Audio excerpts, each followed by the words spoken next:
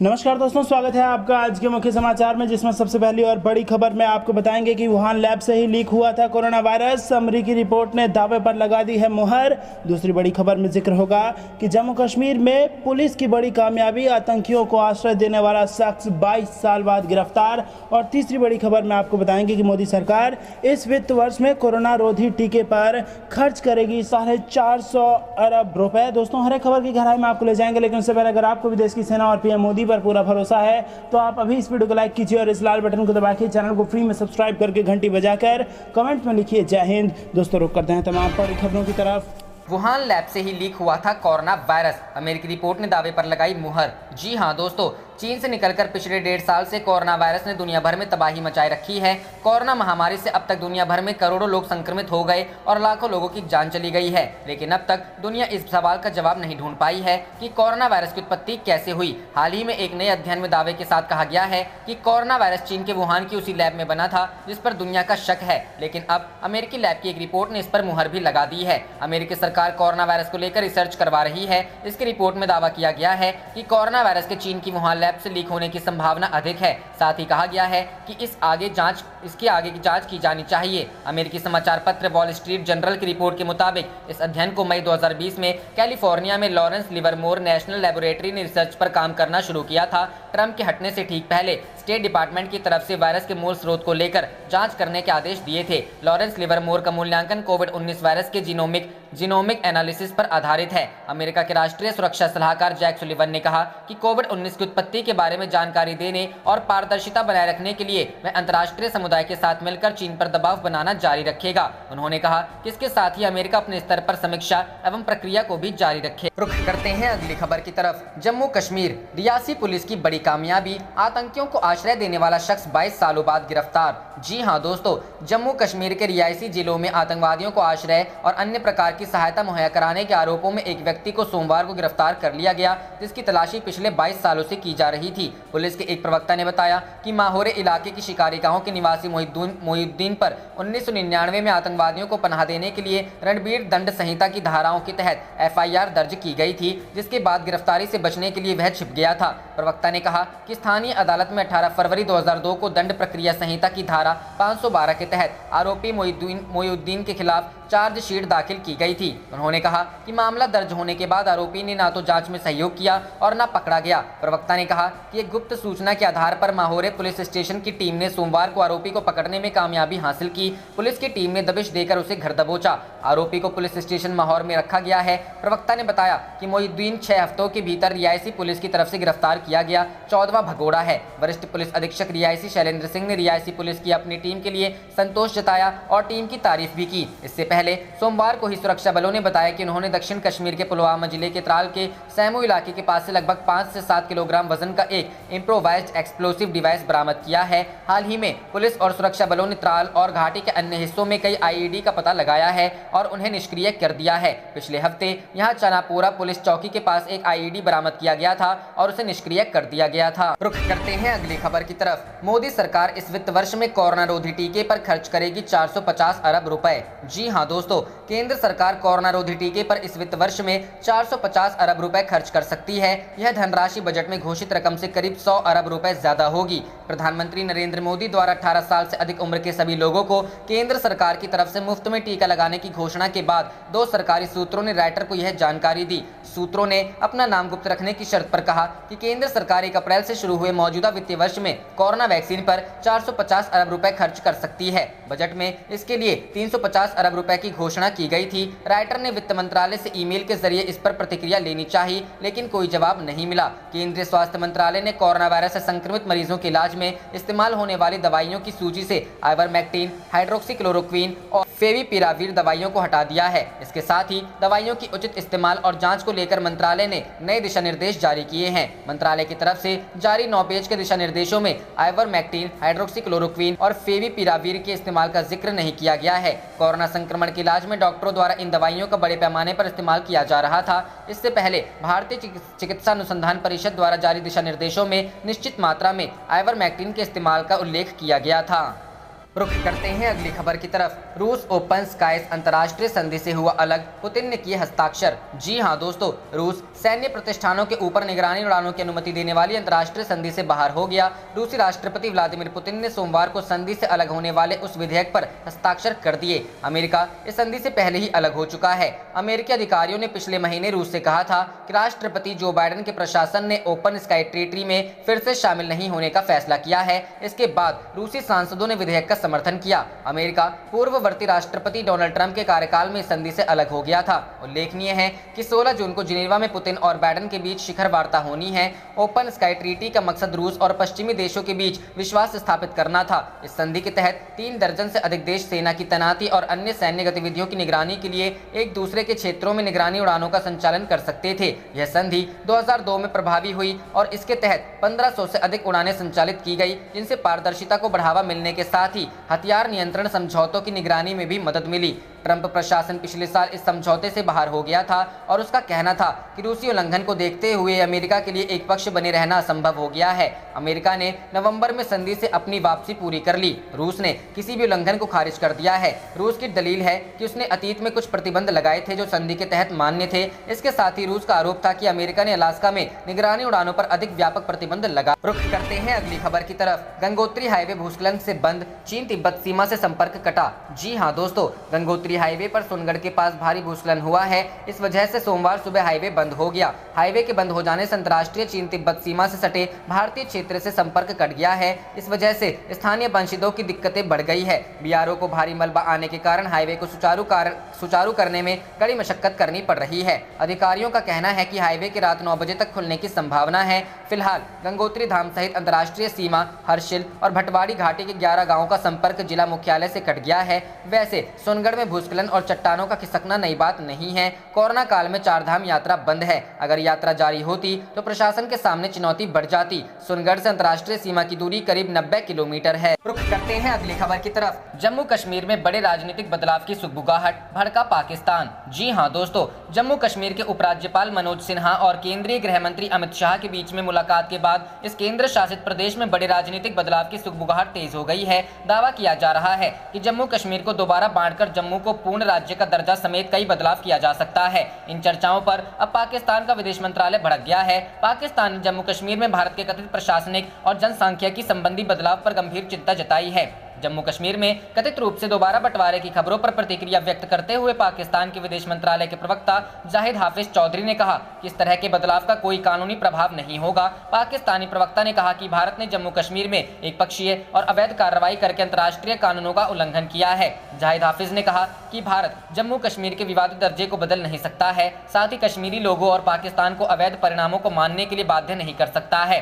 पाकिस्तान कश्मीर में भारत के जनसांख्यिकी ढांचे और अंतिम दर्जे में बदलाव के प्रयास का पुरजोर विरोध करता रहेगा। पाकिस्तान का यह बयान ऐसे समय पर आया है जब उसके प्रधानमंत्री इमरान खान कश्मीर पर भारत से बातचीत के लिए गिड़गिड़ा रहे हैं। आजकल जब भी इमरान खान को बोलने का मौका मिलता है तो चाहे संदर्भ कोई हो, वह भारत के साथ संबंध और कश्मीर को जरूर लाते हैं। 2 दिन पहले ही इस्लामाबाद पहुंचे तजाकिस्तान के राष्ट्रपति के साथ बैठक के बाद भी इमरान ने भारत के साथ बातचीत का राग अलापा था। अब समाचार एजेंसी रॉयटर्स के साथ बातचीत में भी उन्होंने कहा कि अगर भारत जम्मू कश्मीर में अनुच्छेद 370 को फिर से बहाल कर दे तो वह बातचीत करने के लिए तैयार है। वहीं भारत ने साफ साफ कहा है कि जब तक पाकिस्तान आतंकवाद को बंद नहीं करता तब तक कोई बातचीत नहीं होगी। रुख करते हैं अगली खबर की तरफ। ट्रंप के बाद ब्लिंकन का चीन पर हमला, कहा कोविड-19 के लिए जवाबदेह है चीन। जी हां दोस्तों, अमेरिका के विदेश मंत्री एंटोनी ब्लिंकन ने कहा है कि चीन कोरोना वायरस के स्रोत तक पहुंचने में सहयोग करे। उन्होंने यह भी कहा कि इस देश को जवाबदेह ठहराया जाना चाहिए। अमेरिका इस वायरस की उत्पत्ति की जड़ तक जाना चाहता है। ब्लिंकन का यह बयान ऐसे समय आया जब कोरोना के स्रोत का पता लगाने के लिए नए सिरे से जांच की मांग बढ़ती जा रही है। अमेरिकी विदेश मंत्री ने रविवार को HBO पर प्रसारित एक इंटरव्यू में कहा, हमारे लिए इसकी तह तक जाने का सबसे अहम कारण यह है कि हम अगली महामारी को रोकने में सक्षम हो सकते हैं। ब्लिंकन ने बताया कि बाइडेन प्रशासन कोरोना की उत्पत्ति की जड़ तक पहुंचने के लिए दृढ़ है। चीन ने वह पारदर्शिता नहीं दिखाई जिसकी जरूरत है, उसे जवाबदेह ठहराए जाने की आवश्यकता है। उन्होंने चीन से महामारी संबंधी सभी जानकारी उपलब्ध कराने और अंतर्राष्ट्रीय जांच के लिए पूर्ण अनुमति देने की अपील की।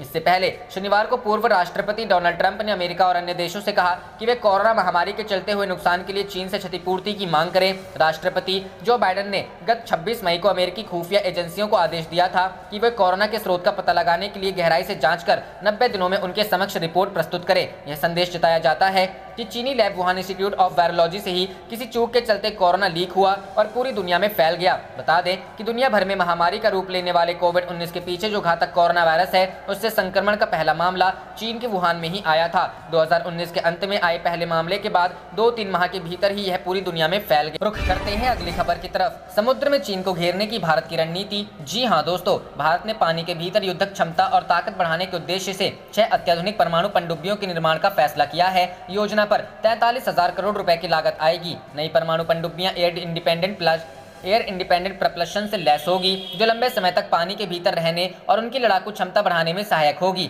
भारत के इस कदम के पीछे चीन की बढ़ती आक्रामकता और हठधर्मिता सबसे महत्वपूर्ण कारक है। चीन की बढ़ती नौसैनिक ताकत, हिंद महासागर में उसकी सैन्य मौजूदगी भारत की मुख्य चिंता है। चीन के अप्रत्याशित इरादों के बीच बदलती वैश्विक व्यवस्था ने भी यूएस को अमेरिकी बलों की विदेशों में तैनाती में निर्णायक परिवर्तन के लिए प्रेरित किया। शीत युद्ध में अमेरिकी बलों की बड़े पैमाने पर तैनाती मुख्यतः यूरोप, विशेषकर जर्मनी में केंद्रित थी। 9/11 के आतंकी हमलों के बाद अमेरिका ने अपनी प्राथमिकताओं को मध्य पूर्व में स्थानांतरित करना प्रारंभ कर दिया। अब यूएस ओवरसीज फोर्स का बड़ा हिस्सा हिंद प्रशांत क्षेत्र में केंद्रित हो रहा है। हिंद प्रशांत क्षेत्र में चीन द्वारा अपने बंदरगाह और सैन्य ठिकाने बढ़ाने के मद्देनजर बड़ी वैश्विक शक्तियों के बीच यह मुद्दा चर्चा का विषय है। अविश्वास के मौजूदा माहौल ने बड़े एशियाई देशों के सैन्य बजट को भी प्रभावित किया है। यद्यपि चीन ने अपने बलों की संख्या में कटौती की है, लेकिन फाइटर जेट, मिसाइल, क्रूजर और परमाणु पनडुब्बी में काफी इजाफा किया है। भारत के संदर्भ में चीन ने लद्दाख क्षेत्र में संघर्षपूर्ण हालात पैदा किए हैं। सेना हटाने में वह भारत के साथ कोई सहयोग नहीं कर रहा है। इसी तरह से वह दक्षिण चीन समुद्र में अपनी ताकत बढ़ा रहा है। एशिया में सैन्य संतुलन बनाए रखने के लिए यूएस के पास क्षेत्र में सक्रिय होने के अलावा अन्य विकल्प नहीं है, क्योंकि यह काम अकेले नहीं हो सकता। इसलिए अमेरिका ने कुछ चुनिंदा सहयोगियों के साथ मेलजोल किया है।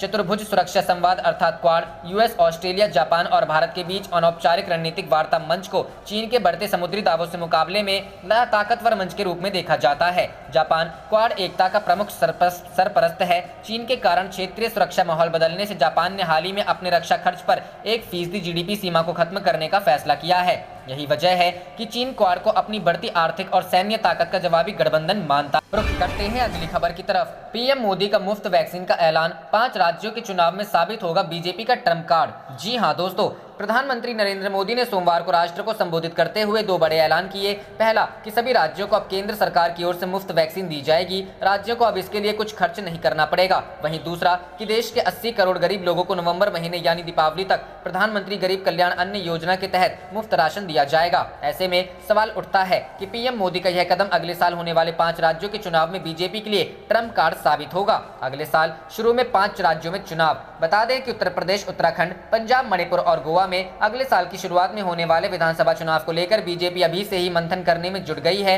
इन 5 राज्यों में से 4 राज्यों में बीजेपी की सरकारें हैं और अब वहां की सत्ता को हर हाल में बचाए रखने की कवायद में जुटी हुई है। उत्तर प्रदेश और उत्तराखंड ऐसे राज्य हैं जहां पिछले 2 दशक से हर 5 साल के बाद सत्ता बदल जाती है। कोरोना की दूसरी लहर में उत्तर प्रदेश और उत्तराखंड में बीजेपी के खिलाफ लोगों में असंतोष उपजा है, तो पंजाब में किसान आंदोलन के चलते नाराजगी पहले से है। ऐसे में बीजेपी अध्यक्ष जेपी नड्डा ने अपने आवास पर 5-6 जून को राष्ट्रीय महासचिवों के साथ बैठक कर 5 राज्यों के चुनाव पर मंथन किया गया। 2 दिन तक चली बैठक में कोरोना संकट में पार्टी सेवा ही संगठन अभियान कार्यक्रम को चुनावी राज्यों में तेज करेगी। पार्टी जानती है कि 2024 के आम चुनाव से पहले इन राज्यों में फतह हासिल करना बेहद जरूरी है, वरना उसकी सियासी राह मुश्किल हो जाएगी। रुख करते हैं अगली खबर की तरफ। मुंबई समेत 13 राज्यों में भीषण बारिश का येलो अलर्ट। उत्तर भारत में ऐसा होगा आज मौसम। जी हां दोस्तों, केरल और महाराष्ट्र से आगे बढ़ रहा मानसून का असर धीरे धीरे देश के अन्य राज्यों में भी देखने को मिल रहा है। अभी तक महाराष्ट्र में मानसून का असर 30% इलाकों में ही दिखा है। रिपोर्ट के मुताबिक मुंबई में कम से कम 3 घंटे तक झमाझम बारिश हुई। मौसम विभाग ने 13 राज्यों में बारिश को लेकर येलो अलर्ट जारी कर दिया है। मौसम विभाग के मुताबिक दक्षिण और उत्तर पूर्वी भारत के राज्यों में बारिश की चेतावनी है, तो वहीं दूसरी तरफ उत्तर भारत के दिल्ली, पंजाब, हरियाणा जैसे राज्यों में तेज धूप का असर रहेगा। अन्य राज्यों मध्य प्रदेश, गुजरात, दिल्ली, उत्तर प्रदेश में मौसम का उतार चढ़ाव जारी रहेगा। यूपी, दिल्ली, हरियाणा, पंजाब, गुजरात और एमपी में 20 जून के बाद मानसून पहुंचेगा। मौसम विभाग ने पूर्वोत्तर राज्य सिक्किम, असम, मेघालय और अरुणाचल प्रदेश, उत्तर भारत के राज्य राजस्थान, झारखंड, बिहार के अलावा मध्य प्रदेश, छत्तीसगढ़, तेलंगाना, आंध्र प्रदेश, ओडिशा समेत बंगाल में बारिश को लेकर येलो अलर्ट जारी कर दिया है। बंगाल में बिजली गिरने से 26 की मौत। जानकारी के लिए बता दें कि मुंबई में बारिश को लेकर प्रशासन ने तैयारियां शुरू कर दी है। मुंबई में बीते दिन हुई बारिश के बाद जर्जर इमारतों को खाली करने के आदेश प्रशासन की तरफ से दिए गए हैं, जबकि बंगाल के 3 जिलों में बिजली गिरने से कम 26 लोगों की मौत हो चुकी है, जिसके बाद केंद्र सरकार ने मरने वालों को 2 लाख रुपए के मुआवजे का ऐलान किया है। प्री मानसून जारी। मध्य प्रदेश के इंदौर और छिंदवाड़ा सहित कई जिलों में प्री मानसून की बारिश शुरू हो चुकी है। इसके साथ ही झारखंड के कई जिलों में बारिश की चेतावनी दी है, जबकि पंजाब और हरियाणा जैसे राज्यों में तेज धूप जारी और आगे गर्मी ने जोर पकड़ेगी। रुख करते हैं अगली खबर की तरफ। चीन के खिलाफ यूरोप के इन 2 देशों में विद्रोह। एक जगह तो सड़कों पर उतरे हजारों लोगों ने संसद घेरा। जी हां दोस्तों, पाकिस्तान और श्रीलंका को अपने कर्ज के जाल में फांसने वाले चीन के खिलाफ अब दुनिया के कई देश खुलकर सामने आ रहे हैं। यूरोप के सबसे छोटे देशों में शुमार लिथुआनिया ने तो चीनी राष्ट्रपति शी जिनपिंग की महत्वाकांक्षी मिशन CEC को छोड़ने का ऐलान कर दिया है। इस परियोजना के तहत चीन मध्य और पूर्वी यूरोपीय देशों के साथ अपने व्यापारिक संबंधों को मजबूत करना चाहता है। वहीं चीन को दूसरा झटका हंगरी में लगा है, जहां राजधानी बुडापेस्ट में बनने वाली चीनी यूनिवर्सिटी के कैंपस के विरोध में हजारों लोगों ने विरोध प्रदर्शन करते हुए संसद का घेराव किया। यूरोप में चीन के खिलाफ बढ़ता विद्रोह आने वाले दिनों में और तेज हो सकता है। दरअसल चीन की योजना यूरोप में अमेरिका की खाली की हुई जगह को भरना है। डोनाल्ड ट्रंप के कार्यकाल में अमेरिका का यूरोपीय देशों के साथ कई मुद्दों पर विवाद हुआ था। चीन को इसमें अवसर दिखाई दिया और वह बिना देर किए यूरोपीय देशों के बीच पैठ जमाने में जुट गया। पिछले साल के अंत में चीनी विदेश मंत्री वांग यी ने यूरोपीय देशों का दौरा कर द्विपक्षीय रिश्तों को मजबूत करने की पहल की थी। इसी शनिवार को हंगरी की राजधानी बुडापेस्ट में हजारों लोगों ने चीन की फुडान यूनिवर्सिटी की कैंपस के खिलाफ विरोध प्रदर्शन करते हुए संसद तक मार्च निकाला था।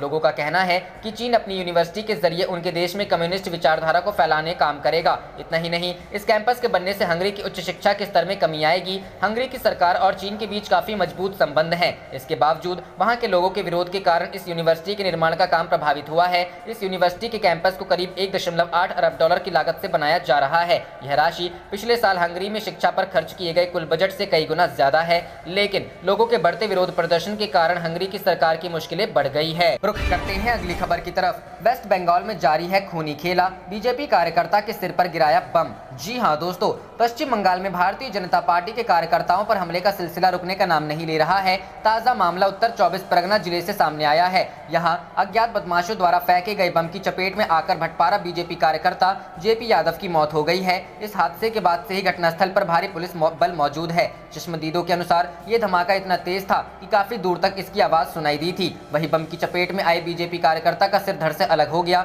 बम की सूचना मिलने पर वहां राजनेताओं का आना शुरू हो गया। इस दौरान बीजेपी सांसद अर्जुन सिंह भी घटनास्थल पर पहुंचे। उन्होंने आरोप लगाया कि टुनटुन, चंदन सिंह और लल्लन सिंह ने सीधे सिर पर बम मारकर पार्टी कार्यकर्ता की हत्या की। सांसद ने आगे कहा कि वे तीनों हत्या के इरादे से यहां आए थे और अपने मंसूबों को अंजाम देकर फरार हो गए। पीड़ित का कसूर सिर्फ इतना था कि वो बीजेपी कार्यकर्ता था। यह हत्या तृणमूल कांग्रेस के गुंडों ने की है। ममता राज में लॉकडाउन के बावजूद गुंडों को छूट दी गई है। लूट करने की, डकैती डालने की, हत्या करने की। पश्चिम बंगाल में जो हालत है, इसमें कोई इंसान अब जिंदा नहीं रह पाएगा। ममता बनर्जी की शांति लौटाने वाली बातें सिर्फ चुनावी जुमला है। यहाँ उनके लोग ही खून किए जा रहे हैं। रुख करते हैं अगली खबर की तरफ। PM मोदी का बड़ा ऐलान, कहा सरकार सभी को फ्री वैक्सीन लगाएगी। जी हां दोस्तों, प्रधानमंत्री नरेंद्र मोदी ने बड़ा ऐलान किया है। उन्होंने कहा है कि देश के सभी नागरिकों को भारत सरकार मुफ्त वैक्सीन लगाएगी। 21 जून से इसकी शुरुआत होगी। इसके लिए राज्यों को फ्री वैक्सीन उपलब्ध कराई जाएगी। सोमवार को देश को संबोधित करते हुए PM ने यह घोषणा की। कोरोना की दूसरी लहर के बीच PM ने यह संबोधन किया। PM ने कहा कि भारत कोरोना की लहर के दौरान बहुत बड़ी पीड़ा से गुजरा है। कई लोगों ने अपनों को खोया है। ऐसे परिवारों के प्रति उन्होंने संवेदना जताई। PM ने बीते 100 सालों में इसे सबसे बड़ी महामारी बताया। उन्होंने कहा कि इस तरह की महामारी आधुनिक विश्व ने कभी नहीं देखी थी। प्रधानमंत्री ने कहा कि कोविड से लड़ने के लिए पिछले 1.25 साल में देश में नया हेल्थ इंफ्रास्ट्रक्चर तैयार किया गया। दूसरी लहर में मेडिकल ऑक्सीजन की मांग बढ़ गई थी। इसे पूरा करने के लिए युद्ध स्तर पर काम हुआ। ऑक्सीजन सप्लाई को पूरा करने के लिए सरकार के सभी तंत्र काम में लग गए। उन्होंने बताया कि नेजल वैक्सीन पर भी रिसर्च हो रही है। इसके चलते वैक्सीन को सिरिंज से ना लेकर नाक में स्प्रे किया जाएगा। अगर टेस्ट में कामयाबी मिली तो वैक्सीनेशन की मुहिम में और तेजी आएगी। मोदी ने बंद शब्दों में कांग्रेस की पिछली सरकारों पर भी हमला किया। PM बोले कि कोरोना से लड़ाई में वैक्सीन हमारे लिए सुरक्षा कवच की तरह है। आज अगर हमारे पास वैक्सीन नहीं होती तो भारत जैसे विशाल देश की क्या स्थिति होती। कई दशक पहले भारत को विदेश से वैक्सीन लेने के लिए दशकों लग जाते थे। भारत ने आज 1 साल के अंदर made in India vaccine launch कर। रुख करते हैं अगली खबर की तरफ। मानसूनी बादलों ने पकड़ी रफ्तार। इन राज्यों में भारी बारिश का अलर्ट। व्यापक बारिश से देश में अच्छी खेती के आसार। जी हां दोस्तों, दक्षिण पश्चिम मानसून के ताजा रुख और देशव्यापी अच्छी व व्यापक बारिश की संभावना के मद्देनजर चालू चालू खरीफ सीजन में अच्छी खेती का अनुमान है। इसे देखते हुए कृषि मंत्रालय ने सभी राज्यों को चालू सीजन की फसलों के लिए वैज्ञानिक सलाह भेजी है। इसमें कोरोना संक्रमण से बचाव के तरीके भी सुझाए गए हैं। केरल तट पर देर से पहुंचने के बावजूद मानसूनी बादलों ने रफ्तार पकड़ ली है। दक्षिणी राज्यों के साथ महाराष्ट्र होते हुए मानसून पूर्वोत्तर राज्यों में फैल चुका है। यह अगले 3-4 दिनों में समूचे पूर्वी राज्यों और बंगाल की खाड़ी से लगे क्षेत्रों में सक्रिय हो जाएगा। आप देख रहे थे आपका अपना चैनल जय हिंद जय भारत।